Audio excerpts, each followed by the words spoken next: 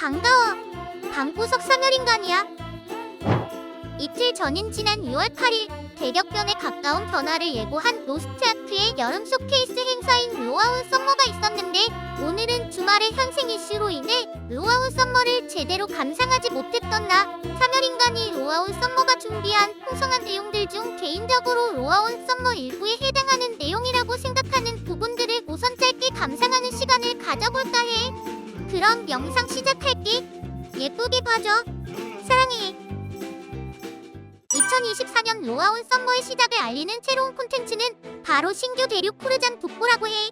아르테미스부터 쿠르잔 남부까지 아크라시아를 지킨 왕의 기사 모험가와 인연이 있는 아크라시아 대륙의 연합군이 총결집해 마침내 카데로스의 군단과 총공세를 펼치게 되는데 녹봉을 최대로 끌어올린 벨은 남부 대륙을 능가하는 웅장한 스케일과 연출도 있고 예전부터 언급 안 됐었던 새로운 세력인 심연의 존재들이 등장한다고 해.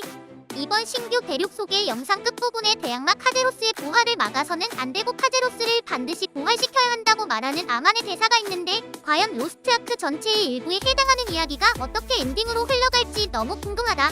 로스트아크 오픈 베타 시절부터 아크라시아 모험가들과 함께 여정을 이어온 주요 NPC들의 외형 디자인을 업그레이드한다고 해. 에키드나 후일담 퀘스트를 통해 확인할 수 있었던 호랑관의 것은 아브렐슈드같이 주요 캐릭터 중 몇몇은 외형 업데이트가 있었는데 아직 외형이 업데이트가 되지 않은 주요 NPC 캐릭터들 15명이 개선된다고 하네. 이난나, 웨이, 바훈토르, 사샤, 바스티안 등이 해당되고 실제로 그래픽 개선포를 보니까 확실히 캐릭터 색깔이 더 좋아진 것 같아. 근데 NPC 외형 개선도 좋지만 우리 인파 전투 자세도 개선됐으면 좋겠다. 깍꿍 멈춰. 그리고 저 점광판 위에 있는 슈샤이어 협력자 NPC 진 매드닉은 어째 더 위쳐 시리즈 주인공인 게롤트를 더 닮아가는 것 같냐? 쿠르잔 북부 대륙 일부 이용할 수 있는 신규 콘텐츠 카데로스 전장판이 업데이트 된다고 해. 해당 콘텐츠는 쿠르잔 대륙을 배경으로 펼쳐지는 카제로스 레이드의 토벌 진행 상황 등을 알 수 있고 카제로스 레이드와 연관된 전용 콘텐츠 등을 이용하는 과정에서 공적 게이지를 올려 단계별로 이루은 버프나 업적 보상을 획득할 수 있다고 해. 가장 눈에 띄는 건 카제로스 전장판의 주요 콘텐츠인 쿠르잔 전선인데 기존 카오스 던전과 동일한 스타일의 콘텐츠지만 매일 이번 플레이해야 하는 카던과는 달리 공명의 기운을 백소모에 하루에 한 번만 파밍할 수 있고 카던보다 약 1.5배 플레이 타임이 늘어난다고 해. 볼륨이 1.5배 커졌다지만 하루에 한 번만 도는 거니 오히려 이게 더 좋다고 생각한다 콩. 그리고 신규 가디언 2종도 출시하는데 바리에이션으로 출시된다는 언급 및 전장판 내 그려진 가디언의 외형을 확인해보니 데히모스 레이드 1관문에서 조호할 수 있었던 스플라키아, 아게오로스가 출시될 것 같아 보여. 지난 1월에 출시된 카제로스 레이드 서막 에키드나 레이드 이후 새롭게 출시되는 두 번째 카제로스 레이드 콘텐츠인 일막 대지를 부수는 어퍼의 궤적이 업데이트 된다고 해. 데히모스 레이드 후일담을 통해 알 수 있었던 부활한 질병군 단장 일리아칸과 새롭게 등장한 신현의 지배자 에기르라는 존재가 영혼의 듀오를 맺어서 연합군을 공격하는데 일막인 이번 신규 레이드는 카데로스 군단의 대규모 공세를 막는 방어단 형태로 진행된다고 해. 1관문은 악마 군단과 데히모스의 정수를 흡수해 더욱 더 강력해진 일리아칸과 일리아칸의 영원한 깜보이자 예토전생 당해버린 유령 발탄의 카운터 공격에 맞서고 여기에 더해 새로운 깜부인 거인 에기르의 방해 공작까지 견뎌내야 하는 걸로 보여. 이 관문은 거인 에기르의 몸속으로 들어가 창든 팩시맨, 창든 지옥기 반다 에기르의 본체원 한판 승부를 벌이는데 로스트아크의 단골을 넘어선 사골 패턴인 피자 패턴이 나오는 걸 볼 수 있네. 어찌됐든 새로운 레이드는 언제나 환영인데 카멘 사관 같은 난이도만 아니었으면 좋겠어. 갈비쿠급에 거금가는 수직 콘텐츠 업데이트를 예고했던 다음 주 군단장님 답게 카데로스 레이드가 하나 더 업데이트 된다고 해. 바로 꾸랑관을 벗고 외형까지 업데이트돼서 더욱 더 강력해진 것 같은 우리의 찬미누나 아브렐슈드를 상대하는 카데로스 레이드 이막 보유하는 악몽의 진홍국이야. 아브렐슈드가 강림해 쿠르잔 대륙을 몽환의 힘을 통해 혹한의 땅으로 만들어버리고 방어전인 일막과는 달리 침투전 형태로 진행된다고 하네. 1관문은 심연의 지배자 나로크를 상대하게 되고 2관문은 찬미누나 아브렐슈드를 상대한다고 해. 아브눈나 꾸랑관 벗으니까 진짜 예쁘다. 다음 여름 업데이트 소식은 사멸인간이 정말로 초초초초 기대하고 있는 대망의 싱글 모드 엔드 콘텐츠야. 발탄, 디아키스, 포크세이텐, 아브렐슈드, 카얀겔, 일리아칸, 혼돈의 상아탑 등 총 7개의 로스트아크 엔드 콘텐츠에 싱글 모드가 생기게 되고 패턴은 동일하지만 1인으로 충분히 수행할 수 있다고 해. 그리고 해당 콘텐츠의 보상은 일반 모드 노말 난이도와 동일하게 지급되고 골드도 지급하지만 싱글 모드만으로 일정 수준까지 모험가의 성장을 돕는 게 목적이기 때문에 노말 난이도보다는 적은 양의 골드를 획득할 수 있다고 해.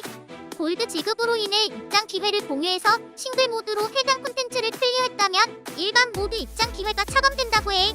난이도의 경우 엄청 쉽게 되진 않고 적절한 난이도로 출시된다고 해서 나 너무 기대 중이야.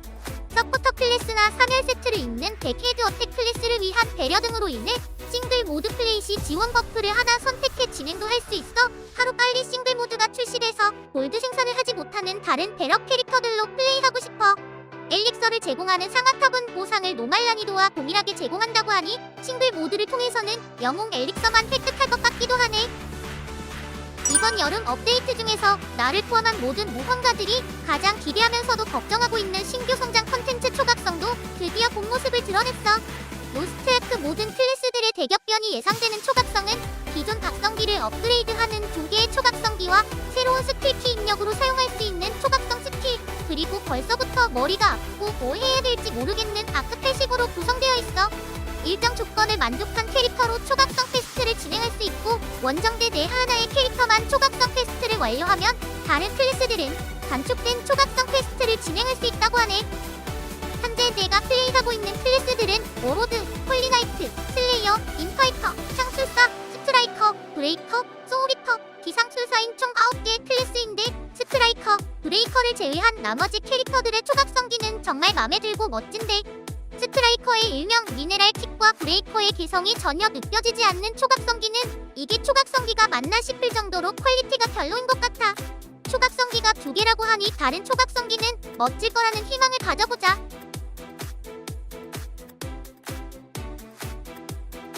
굉장히 재밌게 플레이했었던 오포콩 아일랜드의 정신적 후계성인 신규 모험성 퍼즐링 아일랜드가 등장한다고 해. 오포콩으로 변신해 마녀 바바야가를 물리쳤던 오포콩 아일랜드와 비슷하게 이곳 퍼즐링 아일랜드에서 꿀벌로 변신해 여왕의 기사가 되기 위한 시험을 치른다고 해. 신규 성 등장 시 가장 궁금한 성의 보상은 얼마 전 출시한 모험성인 인디고 성과 비슷하다고 하네. 이 부분은 전혀 예상하지 못한 업데이트인데 모코코, 이그네아의 징표, 세계수의 모험물의 뒤를 이은 새로운 내실 콘텐츠인 신규 수집형 포인트 크림스네일의 해도가 업데이트 된다고 해.